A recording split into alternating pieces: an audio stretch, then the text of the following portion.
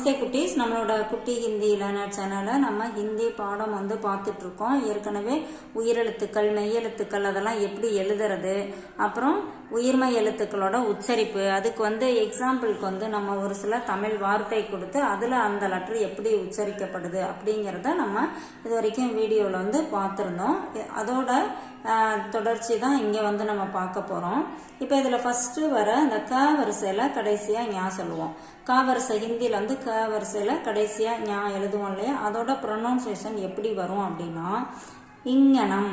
இங்கனம் அப்படிங்கிறப்ப ஞ சவுண்டு வருது இல்லையா, அந்த ஞ சவுண்டு அதுதான் இந்த லெட்டர். இந்த லெட்டரோட சவுண்டு ஞ. இங்கனம் அப்படிங்கிறதுல வர ஞ சவுண்டு.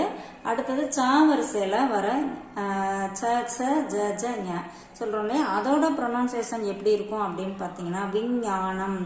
விஞ்ஞ ஞ இங்கே நெடில் இருக்கு, அதே நம்ம குறிலாம் சொன்னோம்னா எப்படி வரும், விஞ்ஞ விஞ்ஞானம் அப்படிங்கிறது.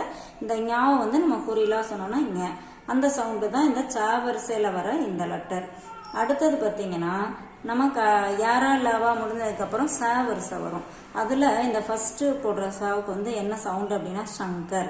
ஷ சங்கர் அப்படின்னு சொல்லும்போது ஷ சவுண்டு வருது இல்லையா, அதுதான் இந்த ஷ. அடுத்த லெட்டர் பார்த்தீங்கன்னா ஷண்முகம். இந்த ஷ அப்படிங்கிறது இன்னும் கொஞ்சம் அழுத்தமாக ஷ அப்படின்னு சொல்கிறோம். ஷண்முகம் இந்த பேரில் வர அந்த ப்ரொனவுன்சியேஷன் தான் இந்த ரெண்டாவது இருக்க ஷ. அடுத்தது பார்த்தீங்கன்னா சரஸ்வதி. நார்மலாக ச ச இங்கே பாருங்க கொடுத்துருக்காங்க என்னென்ன லெட்டர் வரும் அப்படிங்கிறது. ச இந்த சரஸ்வதி.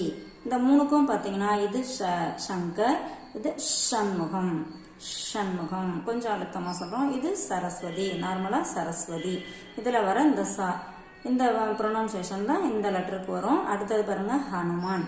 ஹ இந்த ஹனுமான்ல வர ஹ தான் இந்த சவுண்டு, இந்த லெட்டரோட சவுண்டு.